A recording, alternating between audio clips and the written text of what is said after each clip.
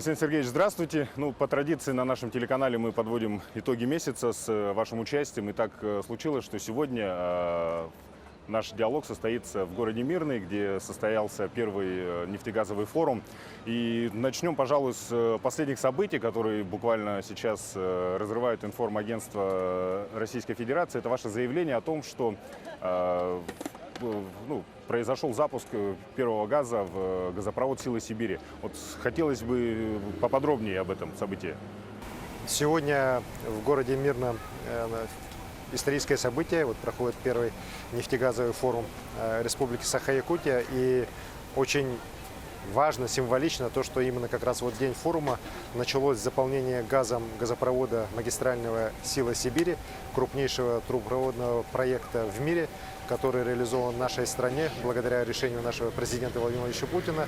И заполнение газа именно сегодняшнего числа на несколько дней раньше предполагаемых ранее сроков говорит о том, что 1 декабря проект «Сила Сибири» заработает, и газ Российской Федерации по «Силе Сибири» начнет поступать в Китайскую Народную Республику. То есть проект начнет уже работать, и главная задача по строительству этого крупнейшего на самом деле проекта будет реализована.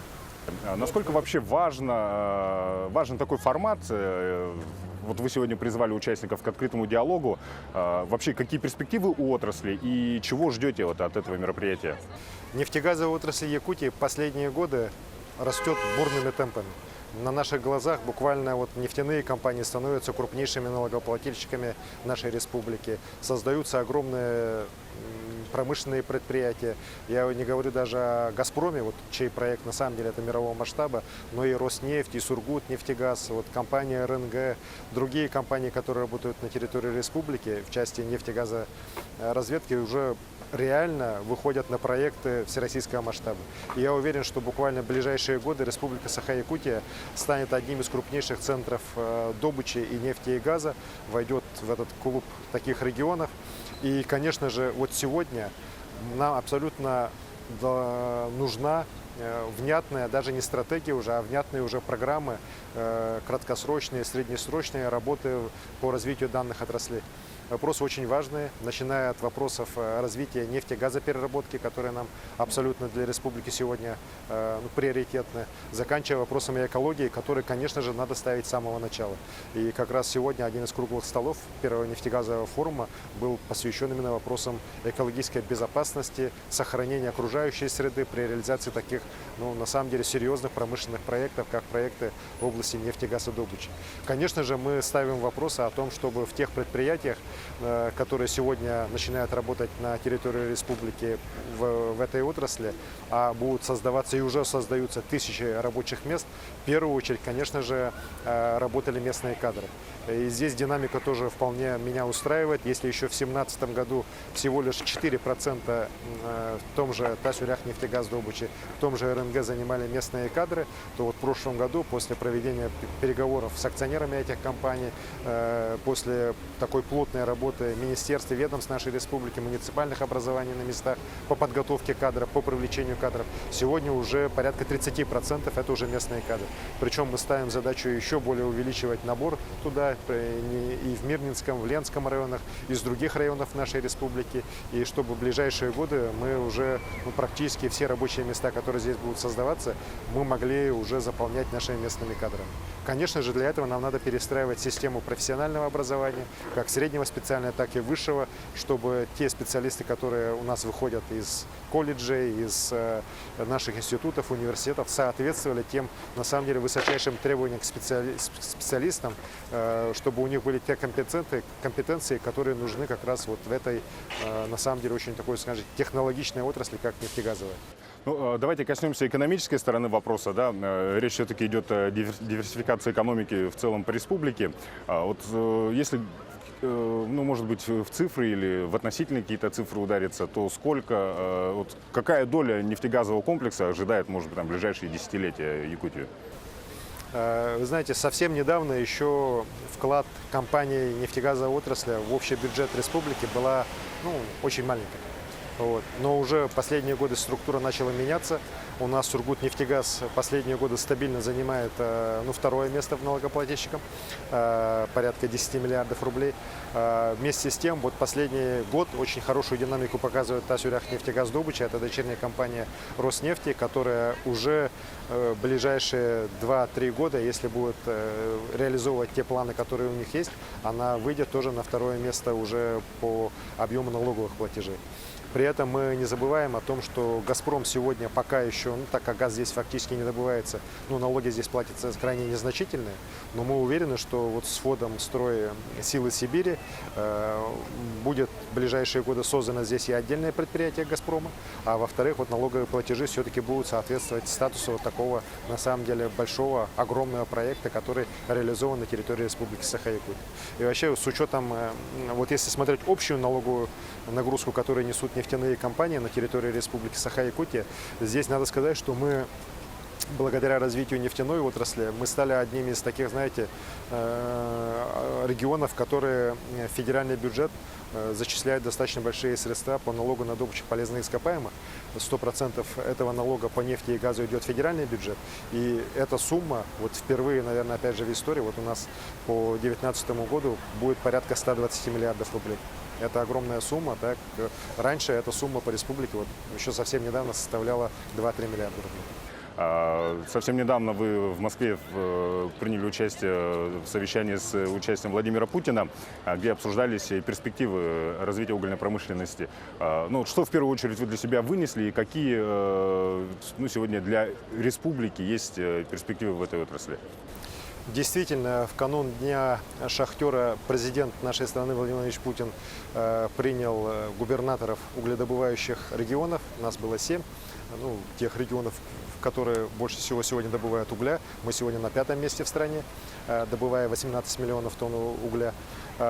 И с руководством экономического блока правительства и состоялся очень заинтересованный разговор именно по развитию угольной промышленности на период до 1935 года. Была доложена министром энергетики страны Новаком стратегия развития отрасли до 1935 года. И после этого мы обменялись с президентом своими предложениями, своими мнениями. Я еще раз убедился, что та стратегия, которая у нас в республике сегодня реализуется, она правильная в части развития новых угледобывающих компаний, потому что угли такого качества, которые добываются у нас в Якутии, в первую очередь коксующиеся угли, они, конечно же, в большом дефиците и на российском рынке, и на мировом рынке. Соответственно, вот те колебания цен, которые сегодня есть на энергетический уголь по миру, когда вот в этом году цена упала более чем в 2 раза по некоторым рынкам, она все-таки нас не так касается. И наш уголь в любом случае, пусть там незначительное падение есть, но он в любом случае востребован на мировых рынках. Поэтому эти месторождения мы однозначно должны развивать. У нас и гораздо удобная логистическая транспортная схема, нежели чем у кузбасских углей, которым надо преодолеть несколько тысяч километров, чтобы выйти на Тихоокеанское побережье. Так, нам гораздо ближе, всего лишь 2000 километров так, от Нерюнгри, а от Эльги еще ближе. И, конечно же, здесь нам сейчас наша главная задача – это чтобы наши компании работали стабильно, чтобы их планы выполнялись. И, конечно, я поднял перед президентом, и президент меня поддержал, вопросы экологии. Причем экологии не только вновь создаваемых предприятий, работающих предприятий, а в том числе и экологии по части уже ликвидированных шахт. Я привел пример наш поселок Сангар, где с конца 90-х годов идет подземный пожар, который постепенно все больше и больше приближается уже непосредственно к поселку. И президент очень четко дал поручение, и в вышедшем уже его протокольном письменном поручении уже есть пункт в адрес МЧС для того, чтобы именно ликвидация уже отработанных шахт была на их контроле, и вопросы как раз таких эндогенных подземных пожаров были решены в ближайшее время. Одно дело, когда есть понимание президента, а есть ли понимание со стороны тех компаний, которые недропользователи? Это в том числе касается и нефтегазовой отрасли, и, понятное дело, угольной, раз мы говорим, в вопросах экологической безопасности. Вы знаете, я считаю, что в этой части мы должны работать предельно четко, по закону. Есть нормы, которые установлены ну, федеральным законодательством, есть нормы, установленные республиканским законодательством. И компании, вне зависимости от того, они там крупные, маленькие, они должны строго их соблюдать. Вот если касаться вопросов экологической безопасности на предприятиях нефтегазодобывающих, так, то я вижу сегодня, что в основном все компании придерживаются строжайших в этой части стандартов, но, к сожалению, есть и случаи аварий. Например, вот возьмем компанию «Релях-нефть», о которой, ну, об этой аварии все знают, что подземный нефтепровод у них был разорван, нефть в достаточно большом количестве вылилась в землю. Слава богу, что не попала в водные ресурсы, иначе была бы вот, на самом деле страшная экологическая катастрофа для запада нашей республики. Но вот и сегодня продолжается ликвидация этой аварии, и, конечно же, по итогам ее ликвидации, по подсчетам вот нанесенного экологического ущерба, этой компании будет выставлен достаточно большой, как мне докладывает Министерство по охране природы нашей республики, достаточно большой такой уже штраф. Хорошо, давайте к другим событиям уходящего месяца обернемся. Еще недели не прошло, как вы отменили режим чрезвычайной ситуации на территории республики, лесные пожары. Ну и есть определенные проблемы по кормозаготовке. Вот какова ситуация на сегодняшний день? Что касается кормозаготовки, я смотрю достаточно оптимистично. В этот год был на самом деле не худший последние годы, да, я даже, наверное, его причислил бы уже таким более благоприятным с точки зрения природных условий.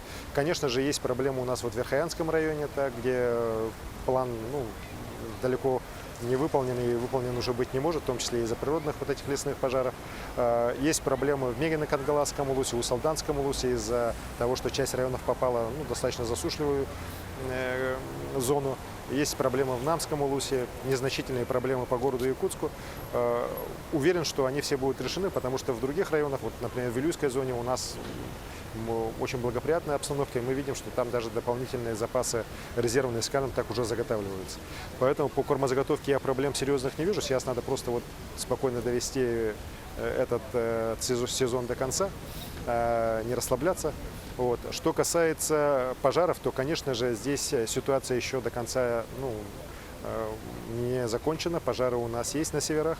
В этом году, к сожалению, из-за вот крайне засушливого лета, когда на территории наших северных районов не выпало практически дождей, у нас как раз вот весь северный пояс постигли эти пожары природные. И Оленёкский, и Жиганский, и Момский, и Авиано-Батантайский, Абыйский, вот Среднеколымский, и Устьянский, и, конечно же, Верхоянский район.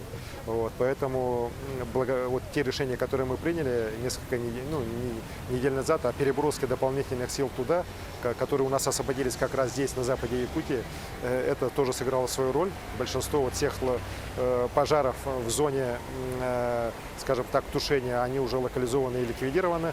Осталось их буквально 3-4. Я считаю, что это тоже вопрос ближайших дней, вопрос их локализации и ликвидации. Но, конечно же, мы сейчас уже должны извлечь уроки из этого сезона.